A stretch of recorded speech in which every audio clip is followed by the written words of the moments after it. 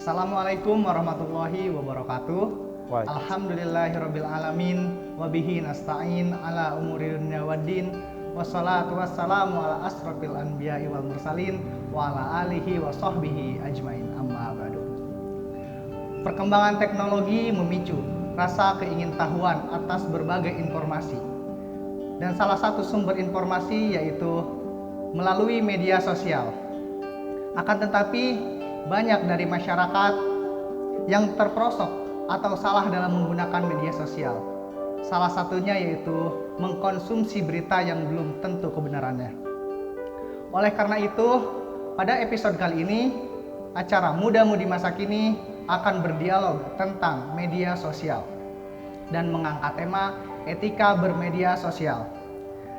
Sobat muda yang dirahmati Allah, pada kesempatan kali ini narasumber kita adalah merupakan mahasiswa Universitas Islam Negeri Sunan Gunung Jati Bandung, jurusan Komunikasi dan Penyiaran Islam, yakni Kang Bio Gulman. Assalamualaikum Kang. Waalaikumsalam warahmatullahi wabarakatuh. Apa kabar Kang? Alhamdulillah sehat.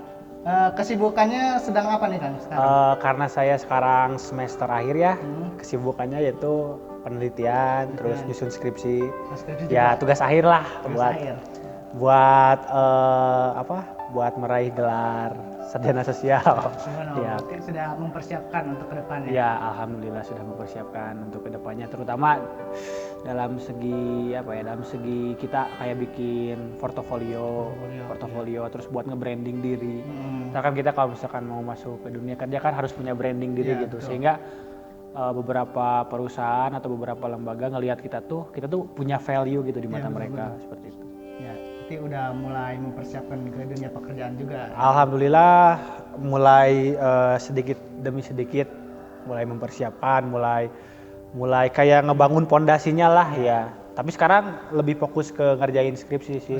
Ya itu kewajiban lah. Ya, soalnya kalau tanpa itu kan saya tidak akan bisa lulus dari UIN Bandung.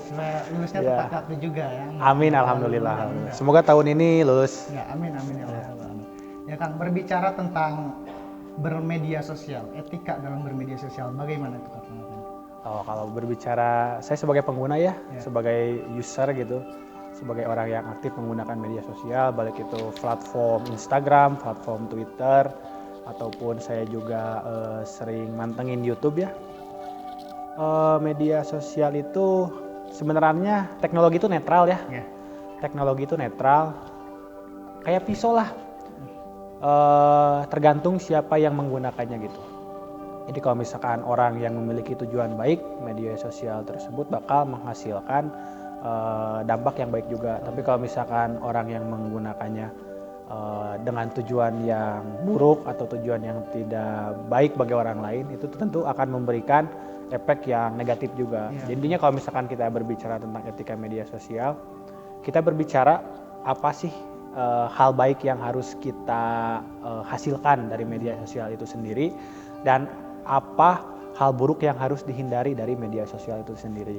Soalnya kan sekarang sangat banyak gitu ya orang-orang yang menggunakan media sosial itu untuk tujuan-tujuan yang kurang mulia. Seperti membuat all shop palsu di Instagram. Aduh, itu tidak recommended buat ditiru gitu. Mereka menggunakan sosial media untuk menipu orang lain. Mereka menggunakan sosial media buat cyberbullying. Cyberbullying itu sekarang sangat marak gitu. Apalagi orang-orang yang dirasa memiliki power of influence yang sangat tinggi, kayak influencer kayak gitu. Mereka itu rentan sekali terhadap cyberbullying. Soalnya kan mereka memiliki follower yang sangat banyak. Ketika kita memiliki followers, pengikut yang sangat banyak, tentu hidup kita itu akan sangat rentan dikomentari oleh orang lain gitu, seperti itu. Jadi, itu sih intinya mah, kalau misalkan etika bermedia sosial itu tidak rugi ketika kita memahami bagaimana semestinya kita berperilaku di media sosial. Karena apa? Sosial media itu hukumnya itu input dan output. Jadi kalau outputnya kita bagus, kita misalkan posting hal-hal yang baik, otomatis netizen juga input ke kitanya juga pasti bakal baik juga, tanggapan positifnya. Kalau misalkan kita outputnya jelek, atau outputnya misalkan cari sensasi, outputnya menghujat orang lain, outputnya menyebarkan konten pornografi, konten sara, diskriminatif, tentunya itu akan kembali ke kitanya juga, pasti akan negatif juga. Pertama akan ada penilaian yang jelek gitu. Kenapa sih orang ini menggunakan media sosial untuk menghujat orang lain, untuk mendiskriminasi kelompok tertentu, untuk menipu orang lain, untuk menyebarkan kebencian gitu kan, tidak boleh. Pressure point dari etika bermedia sosial itu tadi, bagaimana kita menggunakan media sosial secara baik dan bagaimana kita menghindari hal-hal buruk dari media sosial tersebut. Karena teknologi itu netral, tergantung siapa yang menggunakannya. Seperti seni lah, seni itu netral.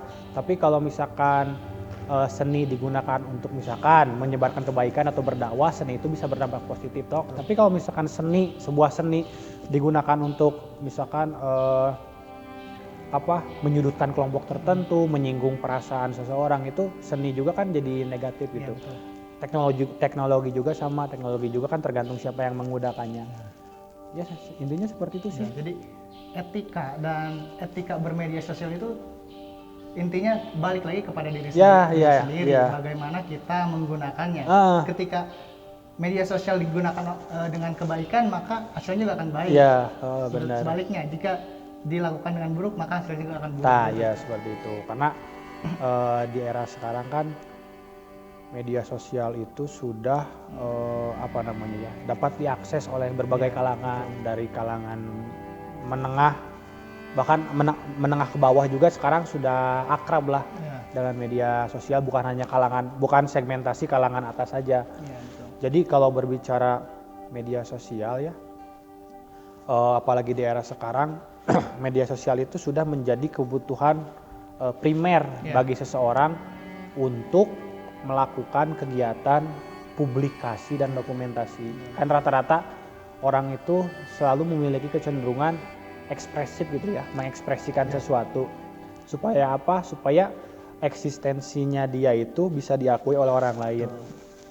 Misalkan nih Noval itu misalkan seorang pengusaha, pasti sosial medianya itu tidak akan lepas dari hal-hal yang berbau entrepreneur. Soalnya kan orang itu pengen punya kecenderungan buat menciptakan eksistensi agar dia diakui di masyarakat gitu, agar dia mengkonstruk pemikiran orang lain tentang dirinya bahwa dia itu memiliki nilai gitu, memiliki nilai yang bisa ditawarkan buat orang lain. Apalagi kan di era media sosial sekarang, branding diri juga bisa dibuat, branding diri seseorang itu bisa dibuat dengan apa yang dia posting. Misalkan seorang yang memiliki kecenderungan untuk bergelut di bidang entrepreneur, pasti dia isi sosial medianya tidak akan jauh dari itu.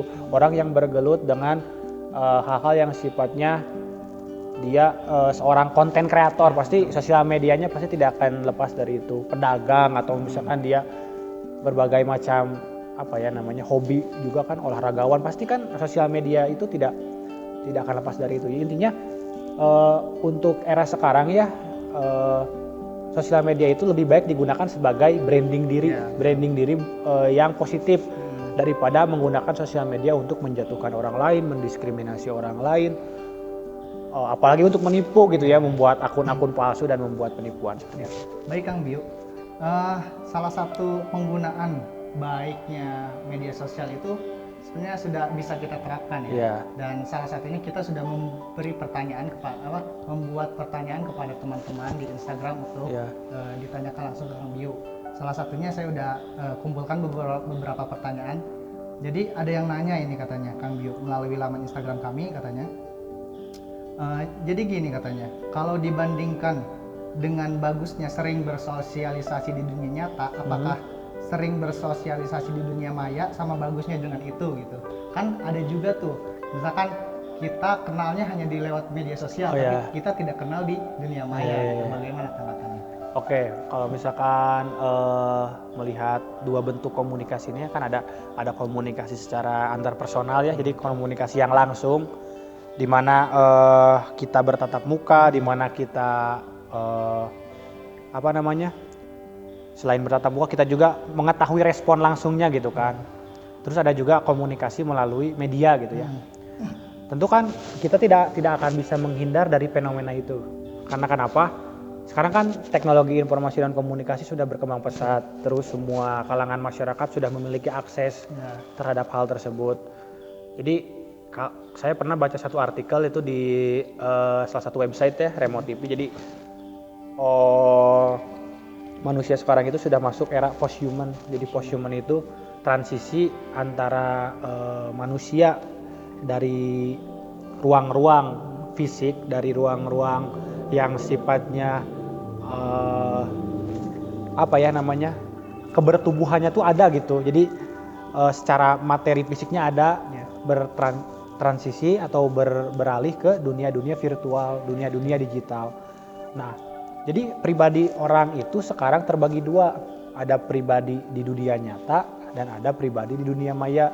Nah, itu tentunya bisa dibedakan, karena yang hadir di dunia maya itu kan sekumpulan citra gitu ya, sekumpulan realitas yang sudah dikonstruksi gitu. Maksud realitas yang sudah dikonstruksi ini, jadi kita sudah memframing diri kita, hal yang baik diperlihatkan, hal yang buruk ditutupi. Itu kan sosial media kan. Jadi logikanya itu logika iklan. Kita hanya menampilkan sesuatu hal yang baik saja. Nah, kalau misalkan di dunia nyata itu kan berbeda dengan dunia maya ya. Orang bisa tahu kita secara langsung, orang bisa bertatap muka, atau orang bisa melihat kita face to face, atau misalkan orang bisa menilai kita lebih real gitu. Ya, jadi intinya kayak gini. Kalau misalkan di era sekarang, bagaimana lebih bagus mana gitu ya? Kedua-duanya bagus. Teknologi itu kan, esensi dari teknologi kan memperpanjang indera manusia. Maksudnya bukan memperpanjang indera manusia, tapi lebih ke menopang hal-hal yang tidak bisa manusia lakukan gitu. Misalkan berhubungan secara jarak jauh. Nah, komunikasi di dunia virtual dan komunikasi di dunia nyata itu sebenarnya dua-duanya amat penting. Pertama, kalau misalkan di komunikasi dunia virtual kita bisa melakukan komunikasi real time, kapan saja dan di mana saja. Misalkan kita sedang terhalang oleh jarak, dengan hadirnya media sosial tentunya jarak itu bisa dilipat kan. Kita bisa jadi lebih dekat. Tapi dengan catatan ketika kita bisa mendekatkan yang jauh, kita juga jangan sampai menjauhkan yang dekat. Seperti itu. Terus untuk tapi kelemahannya apa di komunikasi digital ini, di komunikasi virtual ini? Kita tidak bisa merasakan sensasi. Jadi indera kita itu tidak bisa digunakan semuanya gitu. Jadi stimulus indrawi kita itu hanya sebatas penglihatan dan pendengaran.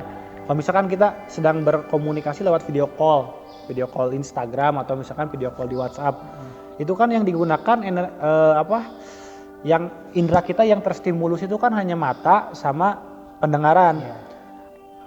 Penciuman, perabaan, pengecap kan itu kan tidak terstimulus gitu. Itu kelemahannya. Bahkan pendengaran dan penglihatan juga kan terbatas, apalagi kalau misalkan sinyal sedang tidak bagus kan bisa. Itu kelemahannya. Nah, kalau misalkan kelebihan dari komunikasi secara langsung, kita tuh stimulus indrawi kita tuh aktif semuanya gitu. Kita bisa melihat secara langsung, mendengar secara langsung, terus kita bisa bersentuhan dengan langsung, mencium baunya. Dari sisi emosi juga, dari sisi kedekatan emosional juga bakal lebih baik komunikasi secara langsung gitu. Jadi lebih baik mana sebenarnya? Keduanya itu saling melengkapi, tergantung bagaimana kita menyikapinya. Soalnya kalau misalkan kita terlalu condong pada satu jenis komunikasi, misalkan komunikasi secara langsung, ya toh kita kan sudah di era informasi. Kita juga harus bisa beradaptasi dengan perkembangan teknologi. Kita juga harus bisa adaptasi terhadap bagaimana kita berkomunikasi di media sosial, di dunia virtual. Nah, toh juga jangan terlalu condong di komunikasi yang sifatnya digital juga, yang virtual juga.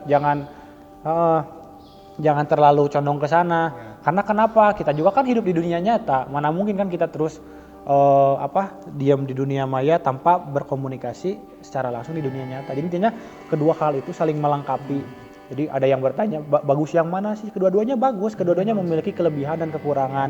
Supaya di antara kekurangan dan kelebihan dari kedua aspek tersebut bisa dimaksimalkan, kedua aspek tersebut tuh harus digabungkan dan harus saling mengisi. Jadi intinya analoginya kayak puzzle lah. Puzzle itu kan ada sesuatu yang kosong, ada sesuatu yang terisi gitu. Nah, keduanya harus bisa klop gitu. Kalau di era sekarang ya memang kita harus ada adaptasi terhadap kedua-duanya. Tidak boleh kuat di salah satu. Kita jago komunikasi di dunia maya tapi kita gagap gitu di dunia nyata, itu kan tidak bagus gitu. Soalnya kita kan pasti kan tidak akan terus ada di dunia maya, kita juga pasti akan dilibatkan di kehidupan yang sifatnya real gitu, sifatnya kita dunia yang memang fisik gitu, memang ketemu langsung seperti itu. Ya baik, Kang Bio, tadi Kang Bio katakan katanya jika di media sosial itu kita seperti mempunyai dua kepribadian. Ya. Jadi ada pertanyaan bagaimana cara menjaga image kita di media sosial, Kang? Oh, oke. Sebenarnya image di media sosial itu gampang sih kalau misalkan kita pengen menjaga image di sosial media. Pertama, kita tidak boleh melakukan hal-hal yang merugikan orang lain, Ya, betul. menyinggung orang lain. Terus yang kedua, kita harus bisa menebarkan pesan-pesan positif terhadap terhadap teman-teman sosial media kita. Karena kenapa? Image kita itu kan tergantung dari apa yang kita lakukan. Kalau image kita pengen terlihat positif atau misalkan image kita ingin terlihat baik, ya kita lakukan hal yang baik gitu. Ya. Kalau misalkan image kita ingin terlihat buruk, ya silakan lakukan yang buruk. Intinya konsekuensi logis sih, hukum sebab akibat. Ya. Jadi benar-benar kausalitas banget gitu kalau misalkan kita bermain sosial media. Karena kenapa? Apa yang kita lakukan itu yang akan menjadi branding kita gitu. Itu yang akan jadi image kita. Terus apa yang kita perjuangkan, apa yang kita suarakan itu juga akan jadi image kita. Misalkan kan banyak sekali kan sekarang aktivis-aktivis sosial media gitu ya, aktivis lingkungan, aktivis HAM yang memang dia bergerak lewat sosial media untuk memperjuangkan apa gagasan-gagasan yang dia inginkan atau gagasan-gagasan yang ingin dia wujudkan. Nah, branding dia tuh terbentuk dari situ. Branding user sosial media itu terbentuk dari postingan kecilnya itu dari setiap postingannya gitu.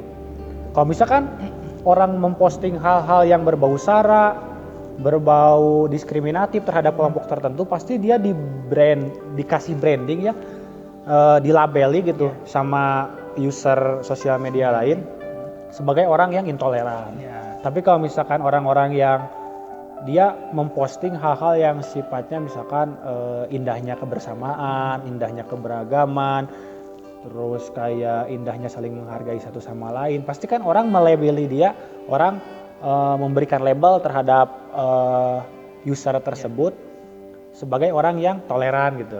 Nah, seperti itu. Ya, oke Kang Bio, penjelasannya cukup jelas sekali, terima kasih. Dan untuk pertanyaan terakhir ada yang nanya katanya, apa ada katanya tips dari Kang Bio pribadi selaku pemuda muslim masa kini nih dalam bermedia sosial itu harus seperti apa Kang Bio? Oke, saya ini hadis yang paling yang menurut saya paling berpengaruh gitu ya dalam hidup saya, yang bunyinya tuh seperti ini, khairun nas anfa'uhum linnas. Sebaik-baiknya manusia adalah manusia yang bermanfaat bagi orang lain. Nah, jika dikaitkan dengan kegiatan kita bermedia sosial, gunakanlah media sosial tersebut untuk hal-hal yang sifatnya memiliki nilai kebaikan gitu, memiliki nilai manfaat. Supaya apa? Supaya ketika kita bermedia sosial itu tidak menjadi kegiatan yang sia-sia. Karena kalau misalkan kita mau bermedia sosial terus hanya membuang-buang waktu, hanya mengomentari hal-hal yang tidak jelas, hanya melihat hal yang tidak jelas, itu tentunya tidak akan baik itu terhadap pribadi kita, terhadap image kita di depan orang lain.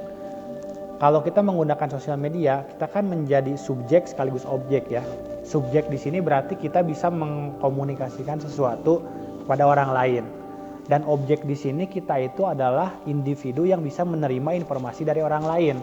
Pertama, kita harus sebagai subjek yang menggunakan media sosial, kita harus memberikan informasi-informasi positif terhadap orang lain, pengaruh-pengaruh positif ke orang lain, sharing-sharing hal yang memang edukatif gitu, edukatif, persuasif. Terus kadang bisa juga kita sekali-kali memberikan postingan-postingan yang sifatnya rekreatif gitu, yang sifatnya hiburan gitu buat orang lain. Terus sebagai objek yang memang kita tuh sebagai pengguna media sosial pasti kan menerima informasi dari yang lain. Kita harus bisa memilah dan memilih informasi yang bagus. Karena kenapa? Sosial media itu sifatnya kan algoritmik kan. Apa yang kita klik, apa yang kita sering lihat itu akan menjadi postingan yang sering kita sering kita dapatkan gitu. Di beranda kita tuh pasti paling atas. Jadi ketika kita menggunakan media sosial sebagai pengguna, kita harus mencari informasi-informasi yang positif. Soalnya kalau misalkan kita banyak mencari informasi-informasi positif, algoritmanya itu akan mencatat, oh ternyata pengguna ini kecenderungannya misalkan dia tuh mencari konten-konten dakwah atau konten-konten edukasi masa kini, konten-konten yang sifatnya memberikan pencerahan. Nah, sosial media itu bakal mencatat algoritma yang kita cari gitu. Jadi intinya dari saya, jadilah pengguna sosial media yang mampu mengkomunikasikan hal-hal positif kepada orang lain dan mampu memilah dan memilih konten-konten positif yang orang lain buat. Ya, jadi intinya gitu, sifatnya input dan output. Gitu. Luar biasa Kang Bio.